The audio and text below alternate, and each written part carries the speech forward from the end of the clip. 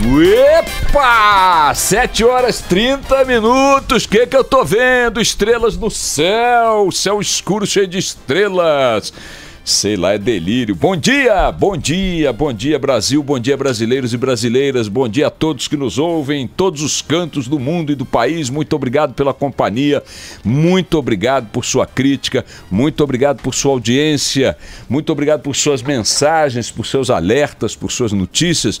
Obrigado a você que está nas praças que compõem a rede Band News FM de notícias, Porto Alegre, Curitiba, São Paulo, Rio de Janeiro, Salvador, Belo Horizonte, Brasília, Fortaleza. Obrigado, Fortaleza, a caçulinha da Band News FM, já com uma grande audiência, uma grande repercussão.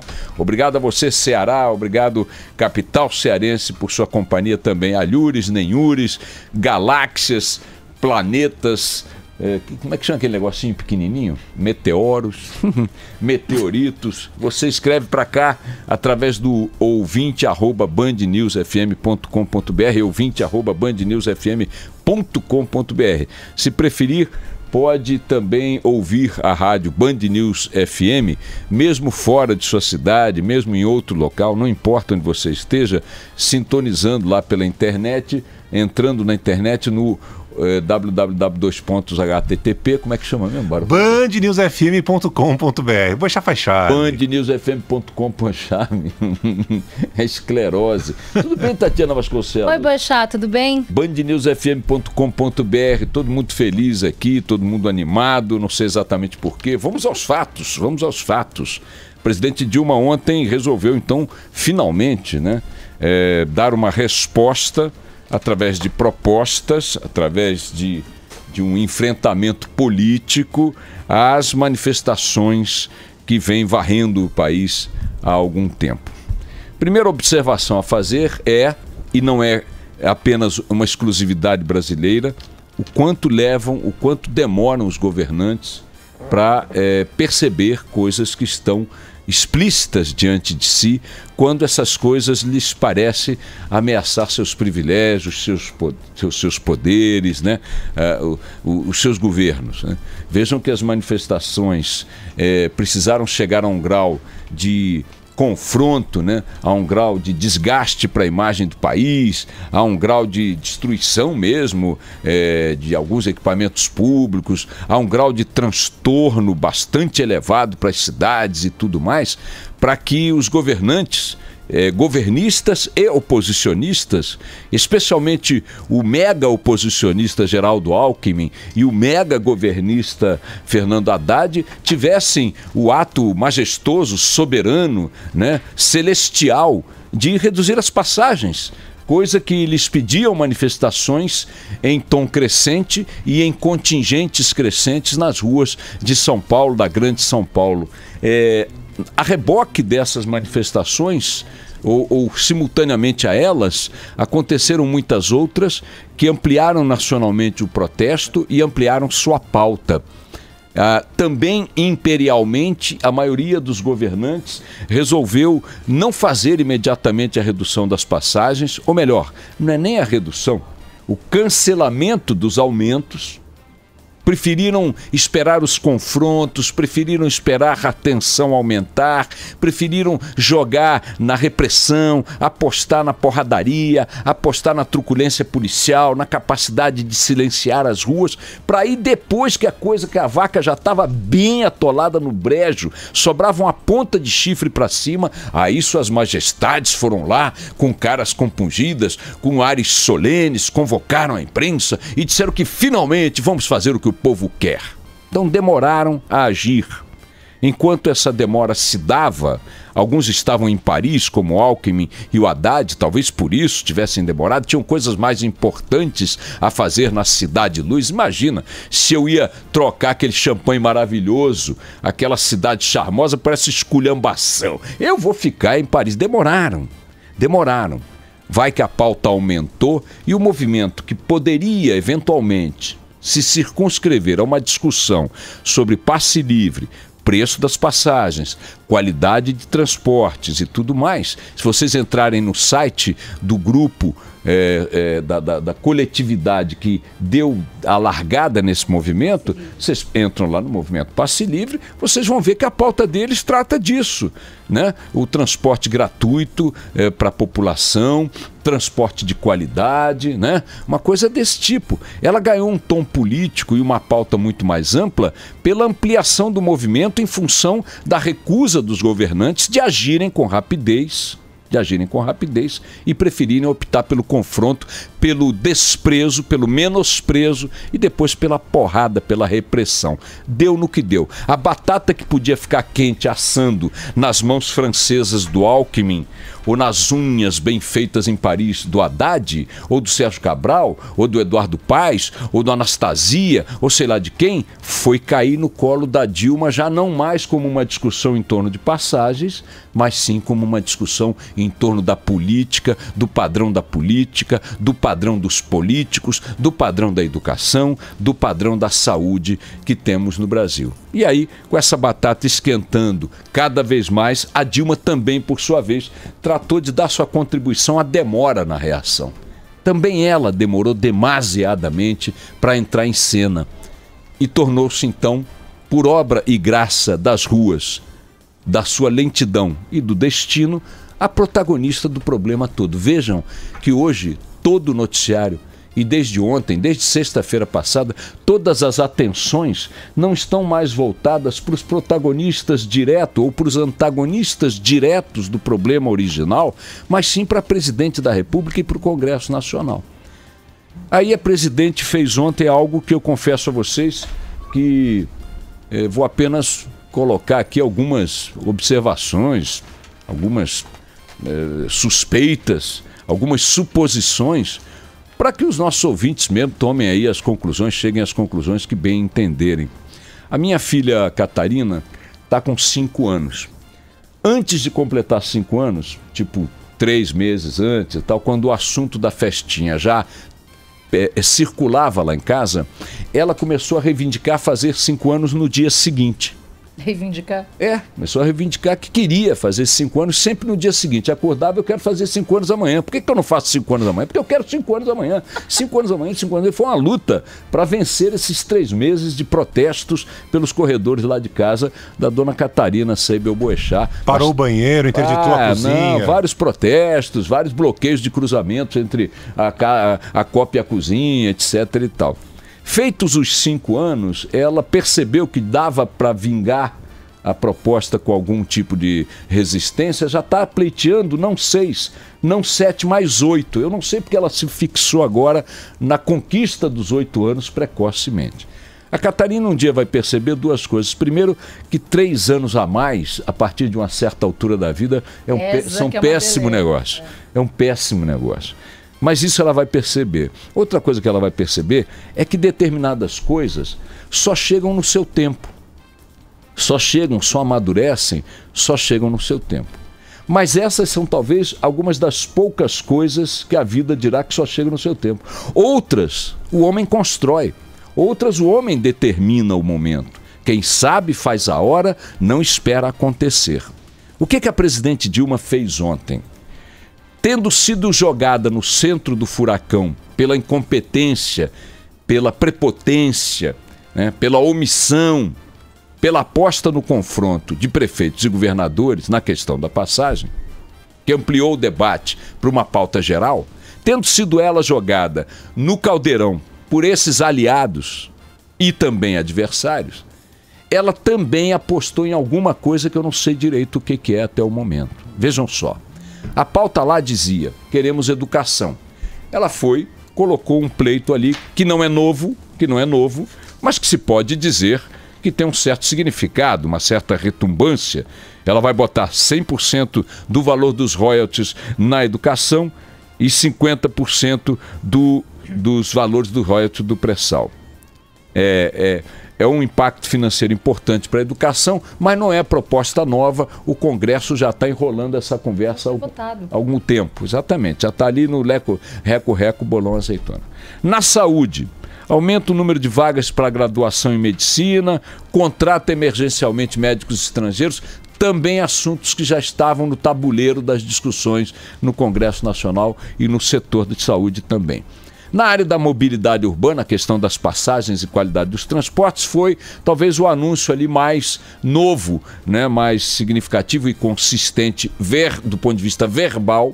Não é que ela meteu a caneta em nada, não. É de ampliar a desoneração da União na área do óleo diesel, que é o insumo básico das empresas de transporte público. Que já foi desonerado em algumas cidades, um pouquinho. Mas ela dá um caráter nacional a isso, e foi um pouquinho, ela dá total, tudo indica que vai ser uma desoneração total, e joga mais 50 bilhões de reais, promete jogar mais 50 bilhões de reais em obras com prioridade para os metrôs, o que transforma 50 bilhões de reais. Quando você fala de metrô, do ponto de vista nacional, é titica, numa boa, é muito dinheiro, mas é titica. Metrô come muito dinheiro, muita terra debaixo da terra e muito dinheiro. Então, vejamos, saúde, mobilidade urbana, quer dizer, transporte público e tal, e educação, 3 bandeiras importantes dos protestos nas ruas, ela tratou com medidas que estão desenhadas racionalmente, mas que são promessas. Eu te prometo... Vamos nessa, vai cantando a música aí para os ouvidos das ruas tentarem assimilar. No campo da corrupção, que é, talvez, o pleito síntese, ou tornou-se o pleito síntese das manifestações, a raiva que o brasileiro desenvolveu em relação aos políticos, às suas instituições, aos partidos, a tudo que eles representam, a tudo que eles fazem, ela veio e trouxe um ouriço que voa. Um ouriço que voa. Um bicho esquisito. É pior que um ornitorrinco. O ornitorrinco tem bico de pato, pelo de cabrito, cauda de castor, pé de pato também, e é mamífero. É uma coisa estranhíssima. Só podia estar na Austrália mesmo, lá naquele lugar que são ilhas e tal, e ali se desenvolveram espécies muito peculiares, muito próprias, muito exóticas, né? E muito venenosas. O maior número de animais venenosos do mundo está naquela região por ali. Não vem me perguntar por quê. Então, ela conseguiu fazer um ornitorrinco que voa. Ela propôs, minha gente, notem bem como é que é um enrolation. Não é um plebiscito, é um plebiscation. É o seguinte, ela propôs uma discussão, um debate. Não é que ela propôs um plebiscito. Ela propôs um debate para que se chegue a aprovar a ideia de um plebiscito, para que se realize um plebiscito, para que esse plebiscito diga que uma constituinte exclusiva pode ser formada, para esta constituinte exclusiva mudar as leis que regem a política no Brasil, ou seja, fazer a reforma política. A constituinte, minha gente, como todos sabem, é um congresso, né? Formar, misturado, acaba com o negócio de deputado e senador, ele vira unicameral e ele passa a votar apenas artigos de uma nova Constituição. É para isto que existe a Assembleia Nacional Constituinte. Os seus integrantes são eleitos com esta função. Sabe-se, naquela eleição específica, que eles serão eleitos com a função de mudar a lei maior do país. Isto é uma Constituinte. Ela é complexa, ela é demorada, ela tem que cumprir um rito muito, muito severo na sua formação, no seu trabalho, até chegar lá na frente e promulgar o texto que todos os constituintes aprovarem, que será então a nova Constituição. Ora, segundo alguns cálculos aí de juristas, em função do calendário eleitoral, plebiscito, a forma como a Dilma anunciou e tal, isso aí só vai vingar lá para 2016 e nós estamos em 2013. O jurista ouvido ontem, aliás, o repórter Valtênio de Oliveira ouviu ontem membros do Supremo Tribunal Federal que disseram para ele isso: olha, você tem eleição ano que vem, você tem não sei o quê, você vai jogar isso realisticamente para 2016, mas vamos dizer que não, vamos dizer que joga para 2015, ou vamos dizer que joga para 2014. A questão não está aí. A questão está em entender por que Dilma, tendo a possibilidade, o peso e a responsabilidade política, notem, o peso, hein? Porque ela tem representatividade, ela é uma figura que tem autoridade, tem história, enfim, é a presidente da República, eleita, está no comando dessa República gigante. Ela tinha autoridade para algo mais concreto. O que todos os juristas estão dizendo unanimemente? Que é uma bobagem, que é uma inutilidade, que é um absurdo, que é uma excrescência você convocar um plebiscito para aprovar uma constituinte, instalar uma constituinte, para que esta constituinte discuta apenas a reforma política. A reforma política, você fazer todo um processo institucional, que é o mesmo que se faz para criar novas constituições por inteiro, como se fez em 1988, para quê? Para que essa Constituição virasse a página da Constituição ditatorial, pré-ditatorial e tudo, para que ela organizasse juridicamente o país, que estava saindo de um período autoritário.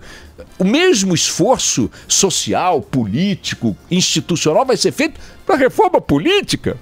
Mas a reforma política que o povo estava querendo na rua, presidente, é o seguinte, olha, menos mordomia, menos privilégios, menos imunidades, menos ficha suja no Congresso, punições mais imediatas, corrupção criminalizada. Aliás, a Dilma tangenciou esse assunto aí também, diz que vai tornar o crime hediondo, não sei o quê. Já tinha uma proposta no Congresso também do próprio Lula, que está lá sendo enrolada. Enfim, o que a população estava querendo na rua, presidente Dilma, desculpe, são políticos que não a enrolassem.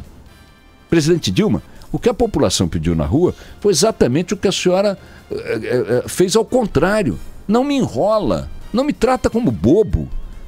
A reforma política que queremos é para que políticos sejam menos ostensivamente acomodados, omissos, mentirosos, corruptos, desocupados porque trabalham pouco, caros porque custam muito, né? Imunes porque estão cheios de imunidades, produtivos porque não têm medida de produtividade para regular o trabalho deles, que eles possam ser punidos em ritos mais rápidos quando fazem pipi fora do pinico. Então isso, presidente, a senhora não precisa, tendo a base eleitoral que a senhora tem, tendo a maioria no Congresso que a senhora tem, tendo a autoridade política que a senhora tem, e desculpe, presidente, tendo as ruas ao lado deste tipo de pleito, por que a senhora ontem veio com essa conversa? Esse enroleixo, esse protelatório. Então, agora vem a especulação final. Aliás, ninguém mais, ninguém menos, não sei se está aí a sonora, do ministro que ela, Dilma, acaba de escolher para integrar o Supremo Tribunal Federal. Ou seja, eu vou dar voz ao jurista que ela, Dilma, escolheu depois de muita reflexão para integrar o Supremo Tribunal Federal, a maior corte do país. Vejam o que diz o próximo, ele está empossado já no Ministério, toma posse amanhã como ministro do Supremo Tribunal Federal, o senhor Luiz Roberto Barroso. Ouçam o que ele diz sobre essa proposta de ontem. Não é possível. A teoria constitucional não conseguiria explicar uma constituinte parcial. A ideia de poder constituinte é a de um poder soberano. Um poder que não deve o seu fundamento de legitimidade a nenhuma outra força que não a si próprio e a soberania popular que o impulsionou. De modo que ninguém pode convocar um poder constituinte e estabelecer previamente qual é a agenda desse poder constituinte. Mas a verdade é que não há necessidade, porque você precisaria de um poder constituinte originário se houvesse na Constituição alguma coisa que impedisse a reforma política de que o país precisa. Não há absolutamente nada. A Constituição tem como cláusulas pétreas a separação de poderes e a federação. Eu acho que ninguém quer derrotar isso. Ou seja, não há nenhuma cláusula pétrea na Constituição que impeça de se fazer a reforma constitucional que se queira. Ou seja, rendendo aqui crédito ao site jurídico Migalhas, que fez essa entrevista com o Dr. Luiz Roberto Barroso em 2011, quando já se discutia a possibilidade de uma constituinte exclusiva para a reforma política. A Tatiana está me perguntando, então como é que faz a reforma política? Você tem as leis constitucionais, as que estão lá definidas, as cláusulas da Constituição, e tem as infras constitucionais, a lei comum. algumas coisas que o povo está querendo nas ruas, Tatiana, em relação à reforma política, podem ser feitas por ato legislativo. Porque, na verdade, quando o povo fala em reforma política, ele não quer um ato jurídico, ele quer um ato moral. Ele quer uma mudança de padrões, de parâmetros morais. Morais. Isso o próprio Congresso, a Câmara, o Senado, as câmaras de vereadores, a Assembleia Legislativa poderiam fazer a partir de uma determinação, de uma luz, de um farol emanado de uma reunião como essa ontem em Brasília, num momento histórico como esse que estamos vivendo. Agora vem a especulação.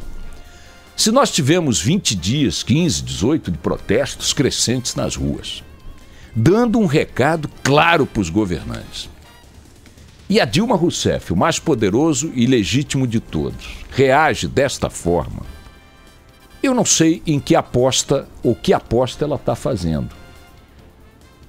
Ou ela está achando que, naturalmente, as manifestações vão perder fôlego, não é uma hipótese absurda, pode ser que sim, né? Essa energia que a gente viu, ela pode naturalmente ir se dispersando, é compreensível, seria aceitável, essa é uma hipótese. Ou ela está achando que tem cacife de mobilização de rua também, para fazer contraponto em manifestações igualmente expressivas, para contrariar o desejo dessas outras, ou de outras que surjam na mesma linha das anteriores. E é bom, nesse sentido, chamar a atenção de que são aliados importantes da presidente Dilma nesse aspecto, do governo nesse aspecto, todas as corporações sindicais, as centrais sindicais, a UNE, né, os sindicatos de servidores públicos em boa medida, em algumas áreas e tal, e pode haver aí ainda um discurso ideológico que está subjacente em alguns sites aí ligados ao governo e tal, de querer classificar essas manifestações até agora como pequeno-burguesas, de direita, conservadoras, etc. e tal. Nesse sentido, muito se prestaria a cobertura criminalizante e o discurso criminalizante que a própria Dilma preferiu fazer em relação às manifestações. Ontem eu dizia aqui, estou estranhando, porque no discurso dela na televisão, mais ela fez ameaças veladas do que promessas explícitas. Então, se ela está jogando nessa hipótese de confronto e tal, de dizer, olha, de confronto não, mas de medir forças nas ruas, eu boto aqui os sindicatos, os trabalhadores, que não participaram dessas manifestações, pode ser que ela esteja dizendo, ó, vou jogar esse milho aí para vocês, esse enrolation, embromation, e vamos ver o que dá, vamos ver o que acontece. Agora, definitivamente, a presidente Dilma ontem resolveu fazer todo esse circo, todo esse aparato, para que na cláusula central da insatisfação popular, que é a conduta dos políticos, a conduta dos partidos, que leva a esse pano geral de corrupção, de ineficiência, de roubar dinheiro da saúde, da educação e tudo mais, nessa questão, nessa cláusula pétrea, ela resolveu tratar todo mundo como se idiota fosse. Aí vamos ver no que dá.